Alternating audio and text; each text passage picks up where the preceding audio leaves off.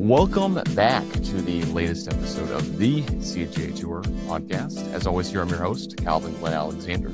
In tonight's episode here, I'm joined by my dad after a great weekend in Stillwater with the Rim of the 10 run, the 19th annual. So third Saturday in April next year. Get ready for the 20th. But we also were able to go hang out and watch the spring game and want to talk through some Oklahoma State football and some other fun trivia kind of questions here that I've got set up here. So, Dad, how's it going? Good. I mean, we got to see OSU win a football game. That was fantastic. Now they also lost, but they won. So that was a nice change of pace. Yeah, the streak's over. We're now 1-1.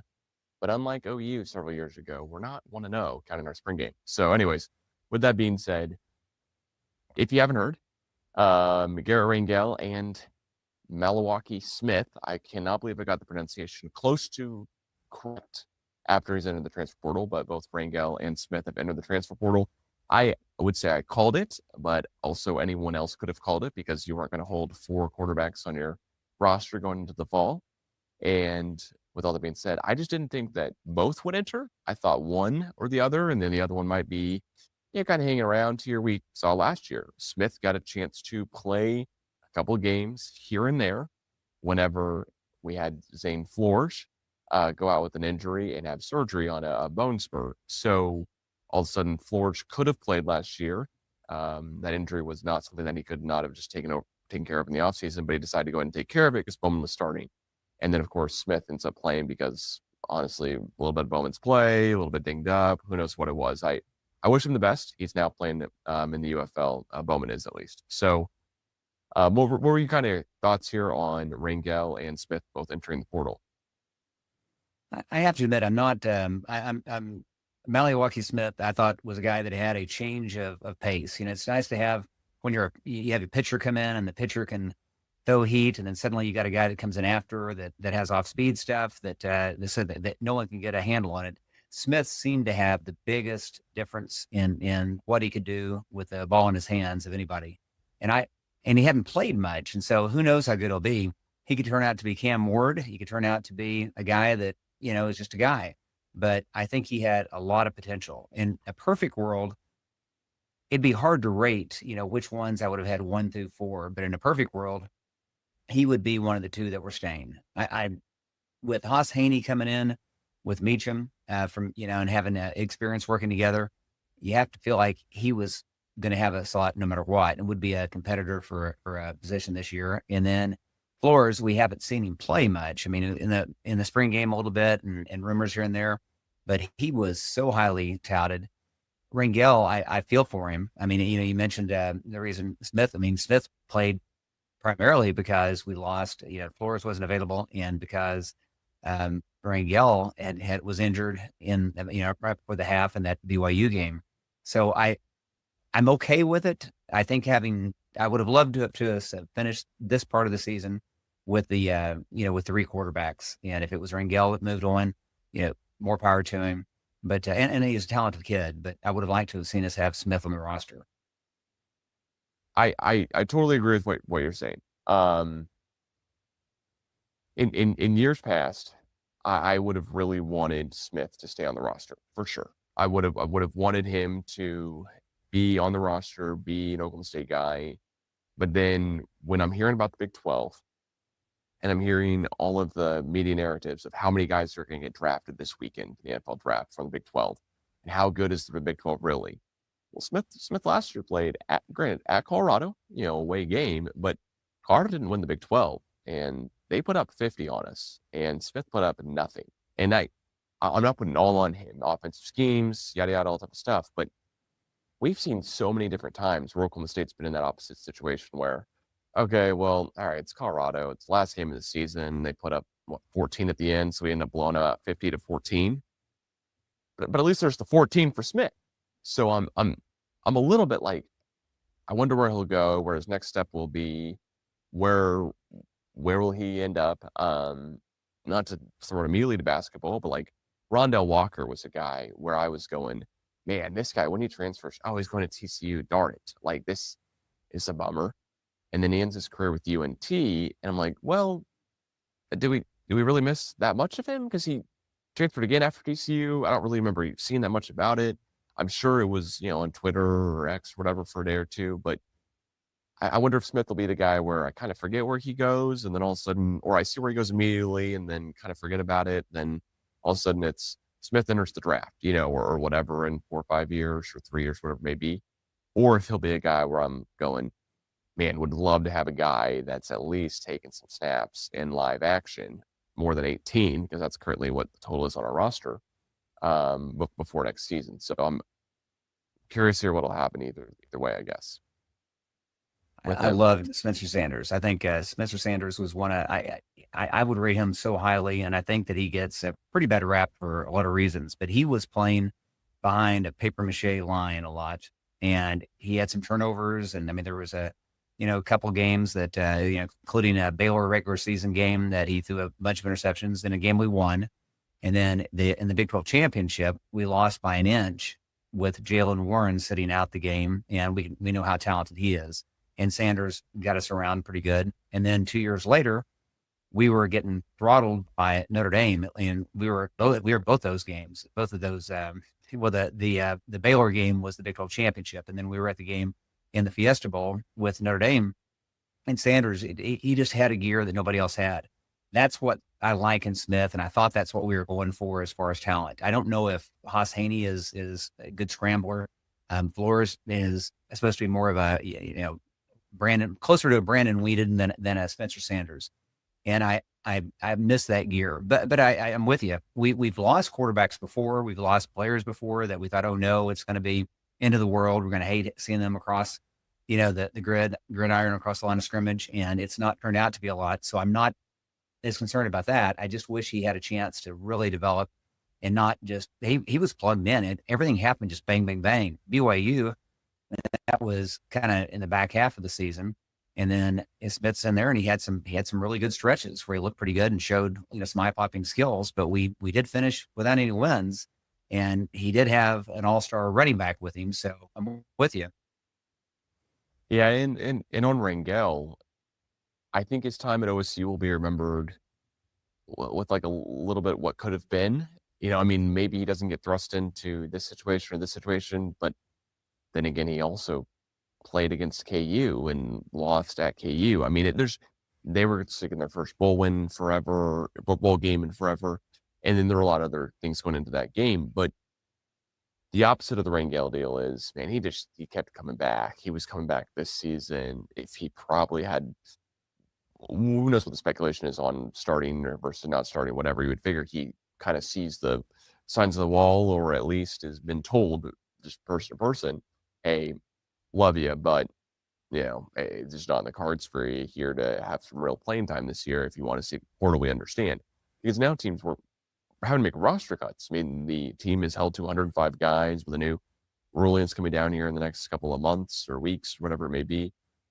So I'll always remember Rangel for, he broke his collarbone. There was that glimmer of hope and excitement, and one heck of a guy and one heck of a character for OSU, but really highly touted. Had a lot of playing time for OSU. It's not though he was not on teams that are not talented. As you're saying, he played for teams that are talented, that had skilled guys. If this Oklahoma State roster here, from this last iteration, ends up getting 3 guys drafted, that's pretty much more than the last several years. And we've had great teams. We just don't always have great guys who are going to get drafted. We have a lot of the, okay, what happened to Spencer Sanders? Okay, he transferred to Ole Miss or Auburn, or wait, what's going on? And then he doesn't get drafted whatsoever. And now he's in the UFL. And oh wait, Alan Bowman. Well, he was 10-win guy.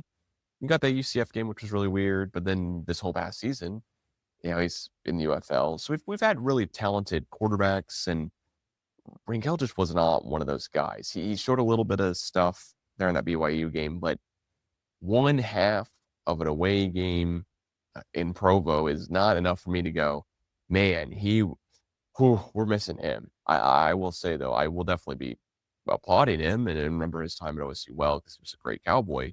But he's a great Cowboy off the field and how he represented, never said a bad word about the team in any interview. Parents didn't ever say anything except for like, hey, give him a chance. on any social media stuff that I saw. So I'll remember his time at OSU fondly, but really just for his resilience of just coming back year over year, being a good guy on the depth chart to give us some time if we really needed something. I just unfortunately think that I'm hoping that this year is not one of those we actually could have used something, with okay, that this is the guy who has clearly the most experience on the roster heading into the fall, and he's transferring out. So what's going to happen here with our 18 combined snaps of football with Haas and Zane? Well, and the reason he did well at BYU is he could scramble. I mean, he got up and moved around some. So that's the part I think we're missing, and hopefully that doesn't come back to bite us. I think the larger picture, though, is what concerns me. I used to have a pretty good feel of what kind of season we would have. Occasionally, we'd have a season like in 23 where we start off slow, and we had, I think that was at the South Alabama season and a few of those games, and we start off and okay, this isn't going well. What's going to happen to us? But we always fought and played hard, and we've had some huge lapses in the last 3 years. I mean, the last 2 years especially, but the last 3. In addition to having won a lot, I mean, we went through a stretch in 21 and 23 where we Big 12 championship level team, and we beat OU both of those 2 of those 3 years, 21 through 23. We looked like we knew what we were doing. And I would have bet anything. I don't bet and gamble, but as far as just my own prediction, I would have predicted that without a doubt, we would have a team that would be maybe 2 losses at most. And again, this is not the schedule where we had Texas and OU every year. And we did fine against Texas over the years. Really did the last 10 years. They weren't a team that we feared. We'd go in and beat them there and beat them at home. Against OU, different story, but we had won 2 of the last 3. More concerned about just the quality of the teams that replaced them and how far we dropped off. And you go to a game and you're thinking, we have 2 or 3 guys on defense that would stand up against almost any defensive class. We have 2 or 3 guys on offense. I mean, Brendan Presley, we're going to talk about, I think, receivers at some point, but who wouldn't include him as one of the most impressive, talented receivers we've ever had? And then you add to that bunch of guys. Strickland was back. I mean, you just put in that list, Owens, you just start adding up all the players we had and the players we had behind them. And then you look at what we had on defense, and we had 3 high quality guys that on defense that I thought would, and a couple of them maybe drafted. Now, Kendall Daniels transferred down to Norman, and we'll see how he does with the change of pace. Ford moved to OU and has done well. He's got a ton of playing time on teams that haven't been that good, but we'll see if Daniels does that. But Colin Oliver, just an incredible talent back there. And Nick Martin may have been as capable of anybody we've had on defense in a while. Malcolm Rodriguez is the nearest comparison, I think. So you look at all that and you'd say, we're going to have a great season. We lost every Big 12 game. It's just astonishing. And we did everything we could to lose the Arkansas game. Poor coaching on their part, a little bit of luck on ours, and we got by with it. But you don't have a running back like Ollie Gordon that often, and he was special. And you don't have some of those other players that are special. And so I've lost the ability to have confidence that I know at least how we'll show up. We may not win, may lose, bad plays, a couple mistakes or whatever else, but just to not show up and look like we're completely lost. I couldn't believe that's where we were last year. Yeah, in hindsight's always 2020, but going into last season thinking, hey, Big 12 championship maybe again, back-to-back years, we could be in the Big 12 championship, and then going 0-9 and losing 9 straight games. I mean, there's the will that is lost, in my opinion. There's plenty of other things, but this is a real just prove it season for Gundy and the staff in my books. This won't say anything great about anyone, but this could say something bad about one guy, and that's the guy at the helm here. If this season doesn't go just a little bit better, I mean, honestly, you gotta win 4 or 5 games this year. You gotta win more than last year. That's the expectation, at least in my book. Even though the offense is brand new and got Sam Jackson the 5th, back there, and Rodney Fields and all type of stuff, which is not Brendan Presley and Ollie Gordon. So a little bit different here, but maybe those guys are, brought the fresh air and ended up playing really well. But that's my hope, at least. I want to ask you, from what we saw with Zane and Haas, it's so hard to tell. I mean, the spring game, like the stats that I've seen online, especially for pistols firing, are incomplete. They're saying it's incomplete. Flores had a pick, or excuse me, Flores had a pick. Haas and Zane both had negative amount of rushing yards because basically they were sacked so many times, which is when a guy got his hand nearby them. Right. But what you, with all grain of salt here, what do you think between those two guys? Anything, any big takeaways from one or the other on which one you hope starts even? But I'd like to see Flores start because I think it would be, I almost would like to, I guess, position it as who would I be confident coming in relief? And I think Flores probably has the stronger skill set. And I think if we had to have someone to scramble and make stuff happen because it wasn't going well, that Haney would be better at that. I am kind of on the larger picture again, looking at the conference and how we stack up against the teams we're playing, and are we still on track to maybe be the Big 12 bullies at some point?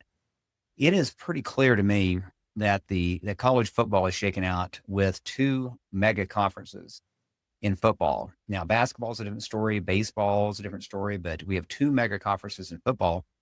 And whether you say the ACC is stronger or the Big 12 stronger, I mean, I don't know. I think most people would say the ACC has a couple teams that, with Clemson and Miami, that are typically, stronger and have been historically than anybody that's still in the Big 12.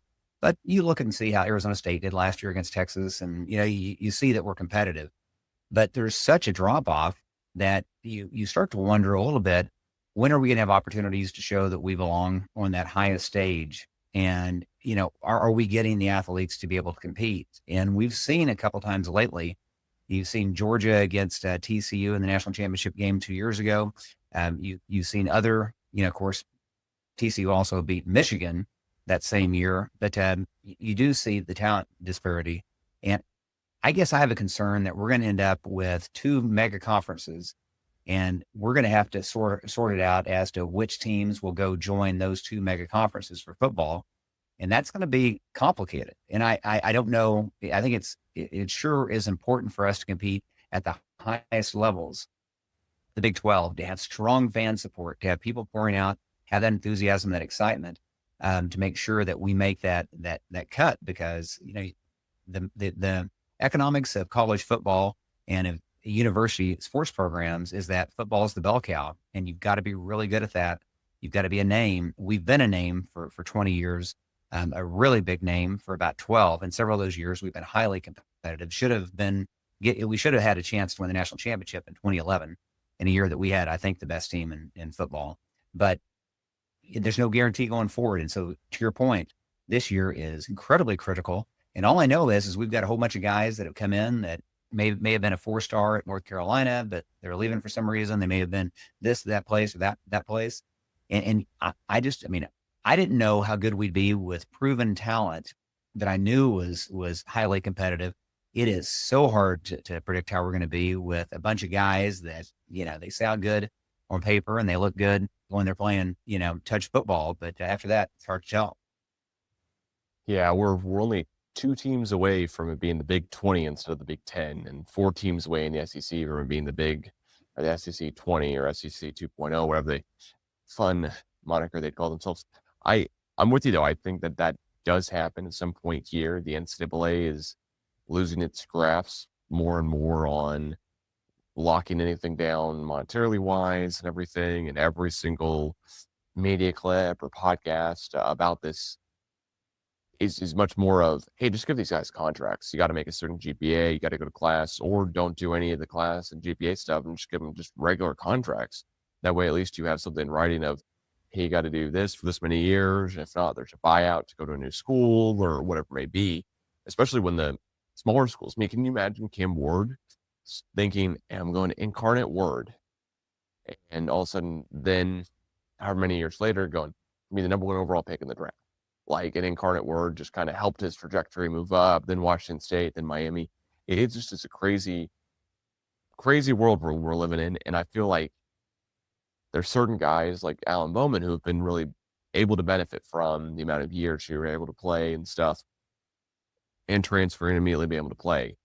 But then there's also guys where several of the guys on our team right now, Rangel, Smith, where being able to transfer immediately may be a double-edged sword, where they're going, you know what? If I actually stayed at OSU, who knows what 2 years down the line would have looked to for me is so Smith's got 4 years of eligibility left. He saved his redshirt. So what does that look like? You know, Rangel's still got another year to play. So a bunch of stuff with that. But I do want to ask you as well here, kind of your favorite type of OSU offense that you've seen, period. And this leads into more of to me, Zane Flores is more of the vintage or pocket style passing quarterback for OSU. At least I conceive in the spring game, the ball he throws is real pretty, has a real nice spiral on it. Osani, he was perfect on the day apparently in passes, didn't have any completion, but I also don't remember a pass being thrown beyond the line of scrimmage. And also none of the offensive or defense coordinators that matter were calling plays. So again, huge grain of salt, but I love the Flores playing style a little bit more. And of course, Whedon's my favorite quarterback to play for OSU. That style, Whedon to Blackman, is just that's perfection in my book of the way OSU can play and win, because then you're putting a fast guy against and the guy with the rocket arm. It's not, hey, we're going to run the ball down your throat, and we need our offensive and defensive lines to really be able to be formidable. So that's, of course, I love the high flying offense. But what's your favorite offense or favorite OSU offense that you've seen? Yeah, and again, it's hard to beat that. And when I was in school, OSU had a backfield of Mike Gundy, a guy named Hartley Dykes that may have been the most talented receiver ever to set foot on campus, and he was one of the most decorated ones too, as a first-round draft pick back in the day to the Patriots. So and he had some good years up there. He wasn't dominant, but he was unbelievably good. And you have, of course, Barry Sanders in the backfield, and you can't, and you just think about how talented that team was and how deep they were. That was a lot of fun too. And I loved the winning we did with Wheat. I thought that was fantastic. I love the idea though of a mobile quarterback. I like the idea of, one of my favorite plays in the last, 15 years was when we had made so many mistakes at the end of the first half in the game against OU in 23. We'd made so many mistakes against them. I mean, in 21. In 21, we made so many mistakes against them. And then in the start of the second half, we made several more. And it looked like it was all going to cave down around us. And we'd fallen behind by, more than, by 2 scores. We couldn't do anything. We'd had a missed field goal attempt. We'd had 2. I think we'd had a couple fourth down plays that didn't make it. And then we're finally down about the 35-yard line in OU territory, but we had a setback on a penalty, and then suddenly Spencer Sanders goes around, the right side and just turns on the Jets and scores from that far out, and that flipped the game, and that was it. To have someone who can do that, it's exciting, and he would effortlessly get out of the pocket and just skip down and cross the yard marker. He got hurt and he played hurt a lot because of he had a line that he just got crushed running for his life. Someone that has the ability to throw competently and can be effective, but that can run is probably my favorite, most exciting one to watch because, the whole play plays out like that. And so I'd say if I could wave a wand, I'd sure want to have the success that Whedon, Blackman, Randall, all those guys had when they were playing.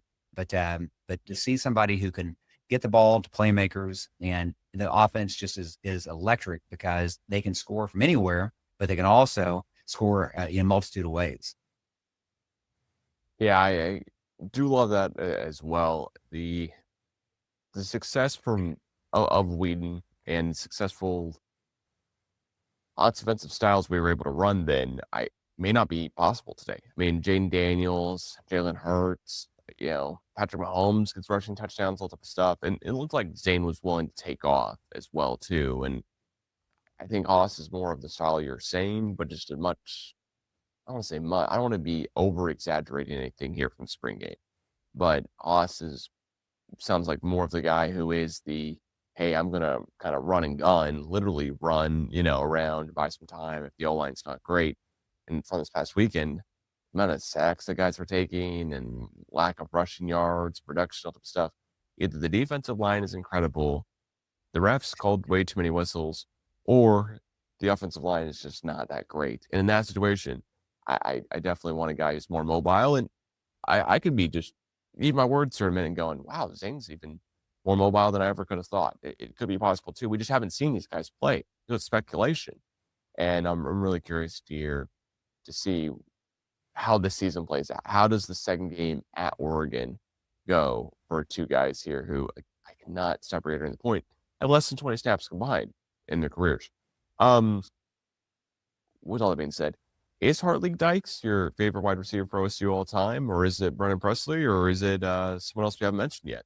There are so many that are out there. I mean, Blackman was the most dominant human being I've seen play OSU football. I mean, he was dominant.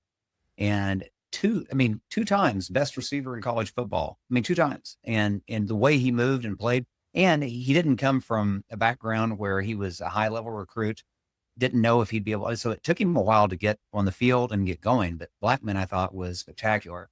But yeah, I'd say Presley may be my favorite. He played with such joy, and he played so hard. Remember the play we watched this together, the Boise State game, where he's going up the middle and he got hit so hard, unprotected. A guy just completely blew him up, and he's back 2 plays later. And I mean, I'm certainly, if someone has a concussion, needs to get off the field, totally get that. You know, health is so important, and these are human beings, not just characters that we watch to entertain ourselves, but someone who can have that mental toughness to get back up and be fearless.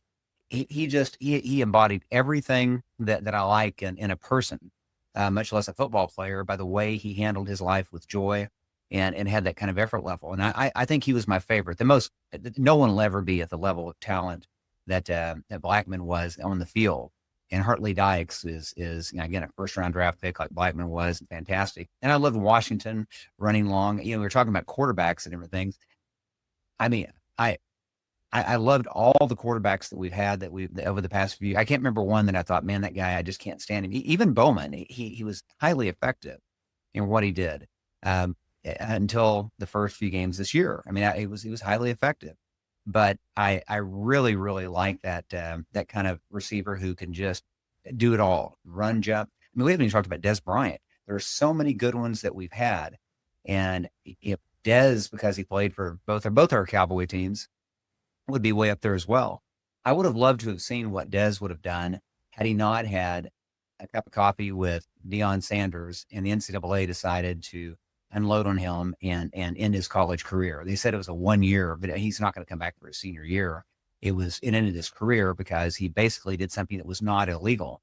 But then he got nervous and scared. And if you know his background and the involvement police had with his family and different things, a little sympathy there wouldn't seem to make sense when they certainly give passes to Big 12 basketball coaches that we play against for intentional malfeasance. To hammer a kid like that over something that's silly is a little bit much, the NCAA. And I think had he played out that year, who knows, that catch he had against Georgia to beat them, we beat them, by a lot of good plays. But the Sports Illustrated cover that he had diving for the ball into the end zone, he would probably be my second favorite, just based on what I saw on the field to watch. Blackman is the absolute best, but just watching them and knowing that excitement level, what they're going to do, I'd put those other two up with Blackman as my, I guess, my 3. How about you? I cannot get over how good Blackman was. Oh, and I know his name's been in the press recently, not for the right reasons, but he's being inducted to the OSU Ring of Honor this year, and in fact, OSU confirmed that even after his recent Russian public intoxication. I remember there's only been 2 players ever since '94, I should say, when the Blitnikoff Award became a thing, that have won the Blitnikoff Award twice, and Blackman's one of them. The other one's Michael Crabtree. Of course, there's plenty of other guys who could have. I mean, Des could have taken 2010. If he'd been able to play the rest of the year from Blackman, probably, as you're saying, he would have. That was the Georgia game in 2010, if I remember correctly. So, yeah, maybe Blackman kind of, but just think about that wide receiver room alone. And then we're also talking about Tyreek Hill had a cup of coffee in Stillwater. He played here a year. Now, granted, I don't think he was used in the entire world, but also he was like a new guy. I mean, it wasn't though you were just going to thrust a brand new kind of freshman level guy to be all of a sudden your all-time wide receiver. And also OSU legacy-wise, Harley Dykes, Des Bryant, Justin Blackman, James Washington, for that matter, all have several things in common, which is, man, they are recruited as wide receivers, not as athletes. And I think that may have threw a little bit of wrinkle into how Tyreek Hill was used. But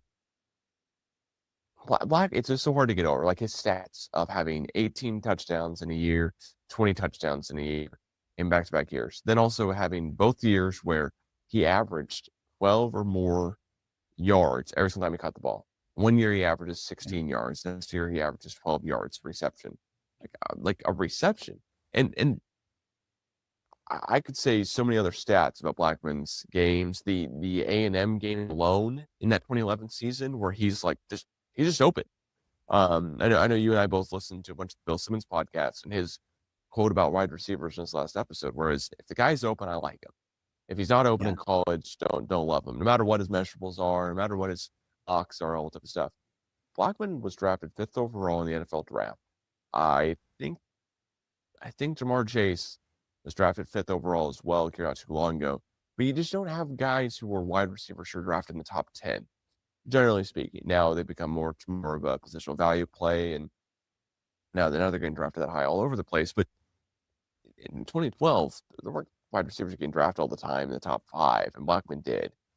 I could just go on about his career for forever. I mean, the games in the old Big 12, I mean, playing against Nebraska, Missouri, I mean, that's not the West Coast passing offense of Arizona. That's not Noah Fafita to Tad McMillan, or however you say his last name. So Blackman was a true wide receiver where Dez was incredible as well, too. Dez could return kicks and punts and do it all. Presley, was returning the famous return kickoff and to open up the second half in Bedlam. So hard to think about that 2011 season and not just be smiling, like of winning Bedlam 44-10, and that being a Blackman-Whedon, year, like that being the Whedon to Blackman, that being Whedon and Blackman for 2012, because I think that was one of the essential election years. So it's just so hard to think of, man, Blackman, his career took out this way in the NFL, but we still keep recruiting wide receivers. Tylan Wallace, of course, had the game against Texas. That was incredible. And homecoming, and the one against Iowa State. Oh, where he took over that play against Iowa State where he juked a guy. It was a pass 5 yards downfield at most, and he juked a guy there, and then he's running to the end zone, and he absolutely blew up one of their defenders. I mean, it just was one of those. And he's a slight guy. He's not a Justin Blackman or Hartley Dykes body. He is a slight guy, and he just blew that kid up. That was one of the great plays. And he's still making those plays in the NFL. Yeah, he's still he had the return for a touchdown to win an overtime game for the Ravens. I think it was 2 seasons ago, if I remember that correct. So he's well, we always got guys that seem to just be incredible wide receivers. I hope Sam Jackson, the 5th, is the next guy. Cannot believe, weirdly enough, he has thrown more passes in Boone Pickens Stadium than either of our 2 quarterbacks right now on the roster. But he's a guy who used to play for TCU, transferred to Auburn, now of course Oklahoma State's wide receiver. And spring game, that was in my mind, that was the biggest bright spot, because Rodney Fields, he had that run for 74, 75 yards for a touchdown. The offensive line blocked for a while. He had opened a hole, made one guy miss, and he was gone. But Sam, I guess running back a kick for a touchdown to me just is a little bit more impactful in a spring game. Amazing. Because any guy gets close to you, they might be calling a whistle. They don't want any big hits. Whereas Rodney Fields running up through, a big hole was kind of like, was that a fluke? What happened? Did one defensive guy just, and it's so hard to tell with this deal. But less about that. And I do want to ask you here as well. You mentioned earlier, where does Oklahoma State rank here in the Big 12? Like, where where are we in comparison to other football teams? Of course, Arizona State last year not projected to finish in the top half of the Big 12, let alone win the whole thing. BYU, same deal. Colorado probably was picked to finish kind of up there, but is Oklahoma State in danger of being outpaced by other Big 12 programs? It happens so fast. I mean, it happens so incredibly fast. We were such a force in the last, like I said, in the last 12 years. And last year, you wake up one day and you realize you went winless in the Big 12. And I mean, that's hard to do. There were a lot of teams we played that had, I thought, inferior talent. Now we lost a lot of people. So this year, I mean, I could not confidently predict them to have anything more than a 500 record in conference. So if they win the Oregon game at Oregon, that seems like a huge hill to get to with a brand new team. Maybe we could sneak up on somebody when everybody has had a chance to be able to mesh and be ready for it. But we need to do well against UT Martin, and I mean the other teams. We need to look good and get a lot of guys into play and get that going. But I have trouble seeing us being more than 500 in conference, and I think that unfortunately is where we are this year. And next year, who knows? With what's happening every year, you're going to have to be able to be like one of those chef competitions where you just randomly get thrown a bunch of ingredients and they tell you to make whatever is out of it, and you just got to make something out of it. That's the way it's going to be. Whereas some of the big schools are going to have maybe 10, 12, guys that'll be pillars, and then add to it with picking people off from other schools, like possibly like OSU. We're going to have almost a brand new team every year. And that's why maybe Flores, I think, makes some sense to see him grow. Haney may as well. So that's kind of where I see us going. How about you? I think we can do a lot better. Utah also was picked to finish like top of the Big 12 last year, and they just did not. I mean, they were kind of in the same boat as us, except for they won one more Big 12 game or two. Right. So I'm hopeful here that there's a real chance we can just get right back in this, take one down year, and be good. But I also am hopeful that basically that every single season that we've had since the Gundy era has been pretty darn incredible, except for last year. Like it's always ended up a little bit better than I thought.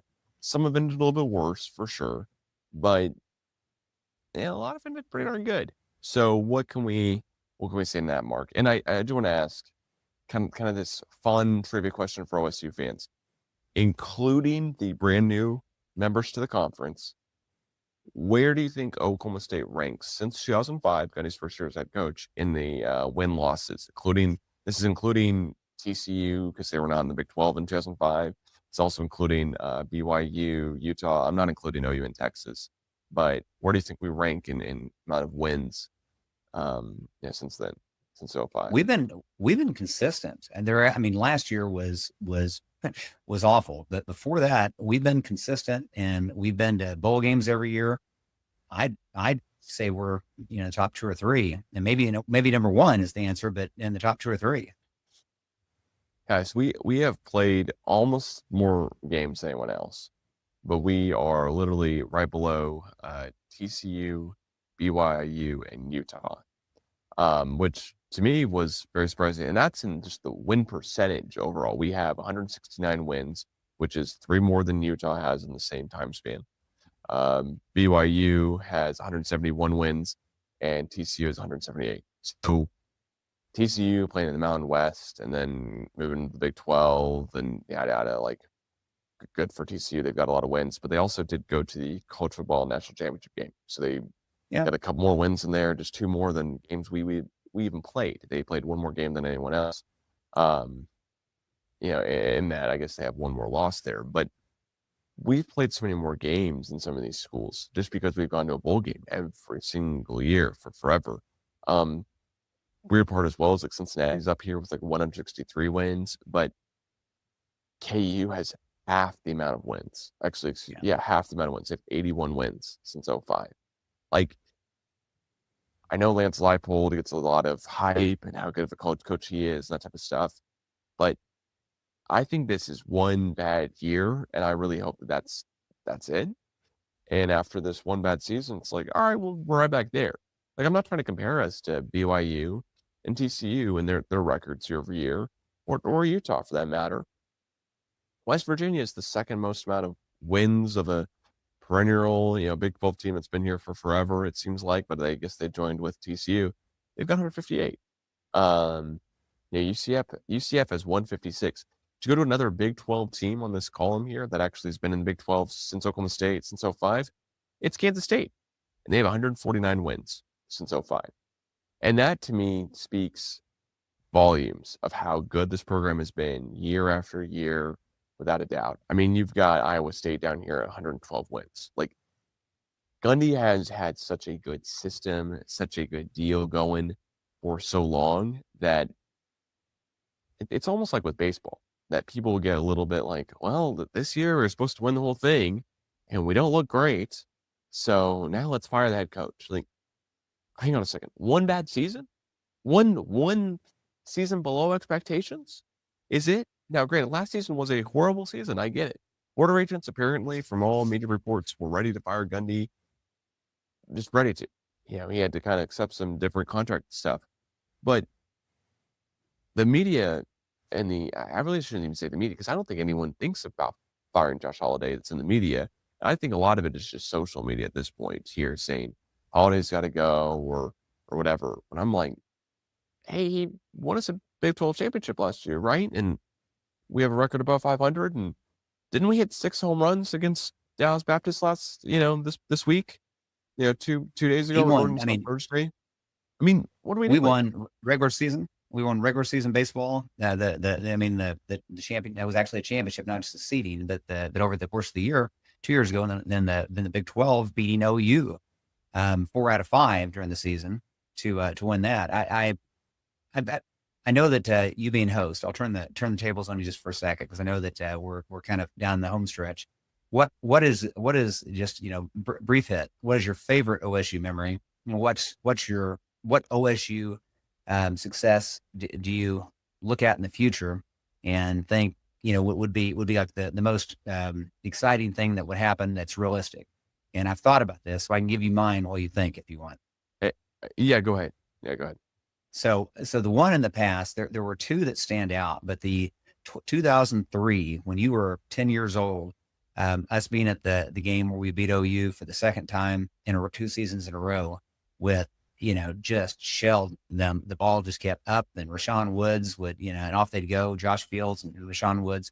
That would have to be one of the 2. And then I really think that the 2021 game against OU, where that was just a dogfight the whole way.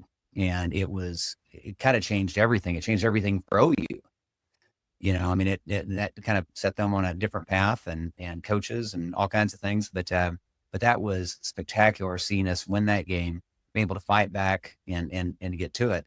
And the most realistic success that I think is in the future, that I think really can happen and should, is I think Josh Holiday will get a team that is special. He has one of the best players in baseball right now, but there's just not a lot around him because of injuries. Everybody has injuries, but this has been decimated. You've got guys that have never played a position now playing a position, but you have like 6 guys that are dinged up and out. And one of the pitchers unexpectedly had some issues where he was going to be our Friday night starter and hasn't played in weeks. You just add all that together, it's difficult. But that guy could coach.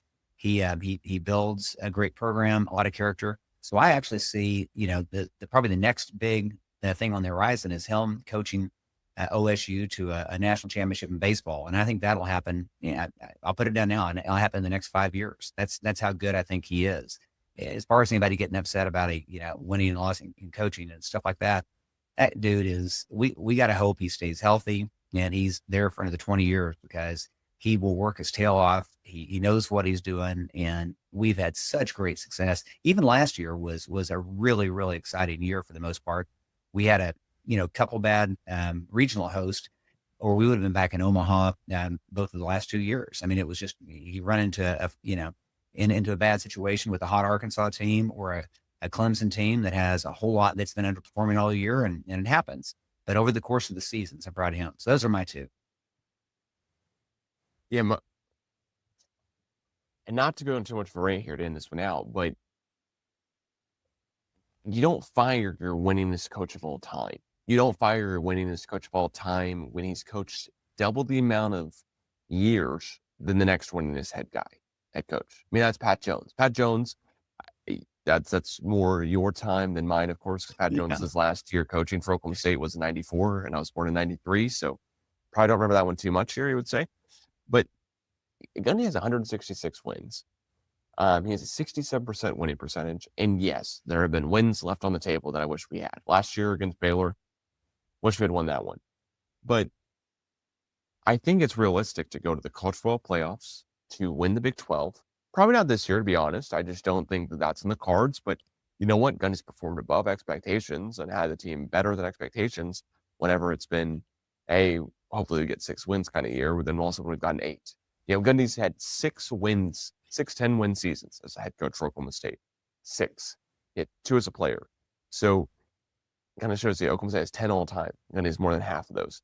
There's just so many things here where I'm going, in football, we're on the right track. We had a speed bump. And yes, last year was just mind-numbing. I mean, doing a weekly podcast last year after it was, all right, we've lost one Big 12 game in a row. And then 9 weeks later going, okay, so because the bye week, 9 weeks later going, so I was thinking earlier on this year, I might be going, hey, let's go to Colorado. Let's hang out in Boulder, 10-hour drive from Oklahoma City, and go catch the game here on a triumphant game where Oklahoma State's locked up a trip to the Big 12 championship going to this game. And the opposite was the case. I mean, the opposite. You could not have been more of an opposite type of season. But there's just things you just don't do as a program when you're in an Oklahoma State situation. We are not Georgia, in case anyone's looked around. So I don't want any of the, Matt Ritchie, who was the Georgia coach in 2008, who got fired, and after Gilliam's success, and now they got Kirby Smart. A lot of time there in between, like a decade in between there. And we're not the SEC. We're not Kirby Smart. If everyone's looked around, Gundy's name is not on the building yet, but it will be. Justin Blackmon's is going up there because he's one of the guys who is maybe the best college wide receiver all time statistically. It's in the conversation. Gundy's name will be on the stadium. Let's not fire him after a 1-3-9 season. I understand the Board of Regents were all over it. I'm not giving him a pass on no matter what happens this season. And he's had some quotes over the years. He's had some apparel choices that have not gone over the greatest with everyone on the team. He's done some things that have gone, all right, well, that seems odd. But he has also brought us to unparalleled success in the Big 12. Looking at the rest of the Big 12 teams, trying to grade us against ourselves, not against, he's not Jim Harbaugh. He didn't take us to a national championship in the first 5 years coaching. Gundy's not also had a guy who's been investigated for NCAA sanctions the entire time, and then all of a sudden left the program the next year. So I have the common expression you've always heard me say, what are we doing? And that could not be more said for baseball. I think in football, we can get to a college football playoff game. I think, honestly, making the national championship now that there's 12 teams, and the Big Ten will probably end up getting 4 in every year, and the SEC will get 4 or 5, or vice versa. And, the Big 12 and the ACC will be fighting for scraps here at the table, trying to get 2 teams in one year and maybe one the next, with the ACC last year. That's what they did. So we're not in the position where I'm going, national championship game, but college football playoff game, without a doubt. In the current format, too. Not before they expand it to 16 teams. I think in the current format they could. And for baseball, College World Series, it seems like it's almost around the corner every single year.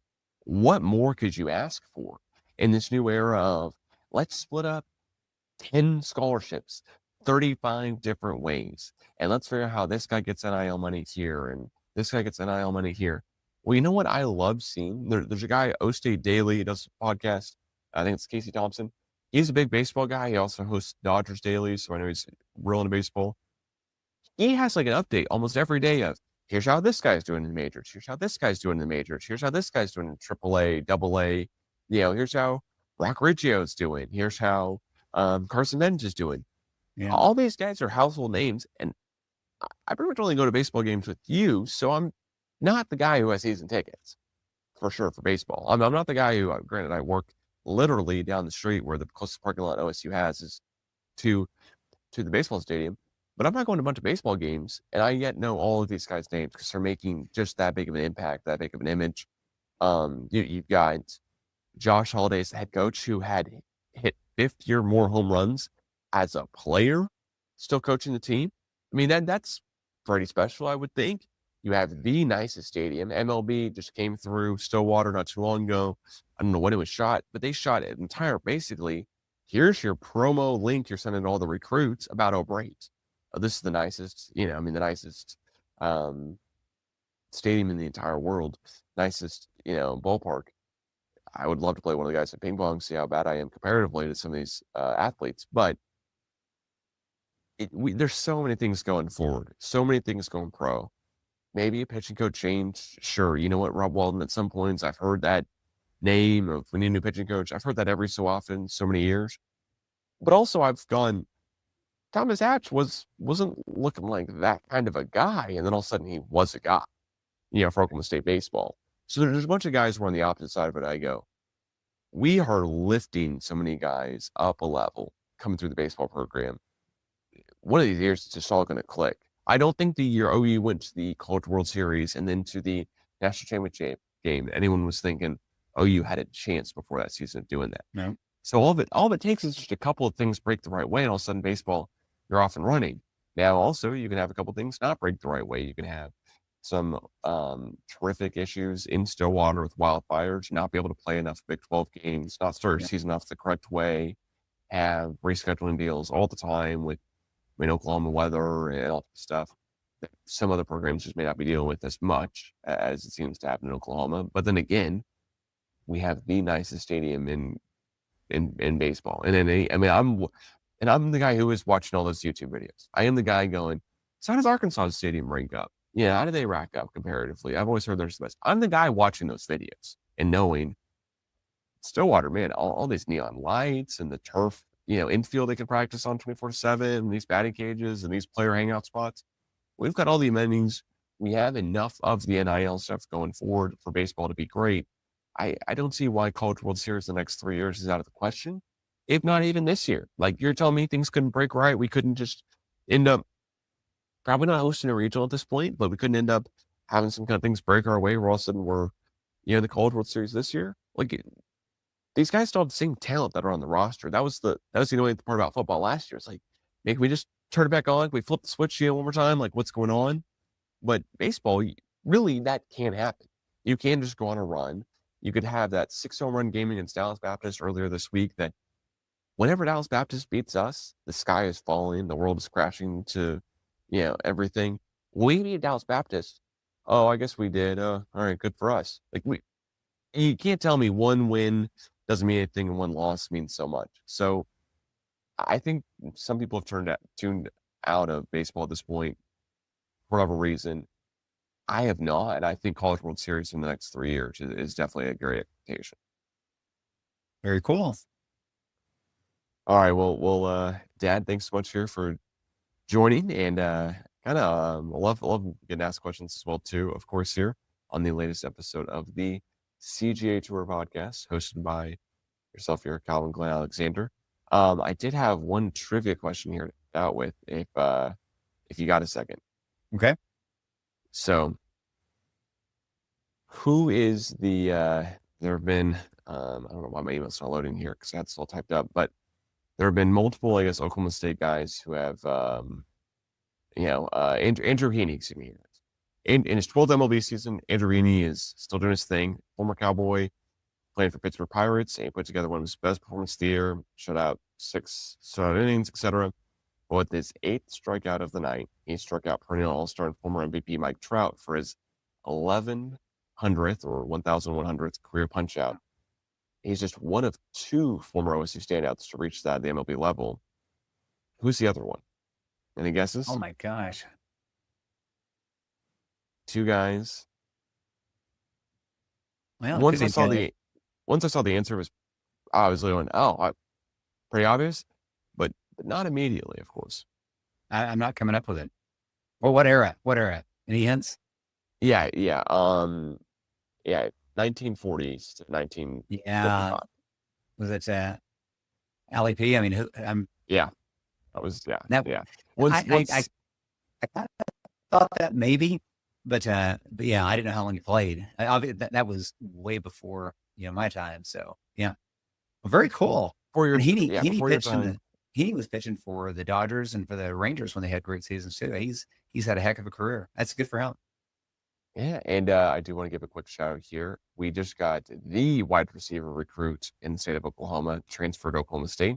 UCO's All-American receiver, Terrell Davis, just announced today that he is transferring to Oklahoma State.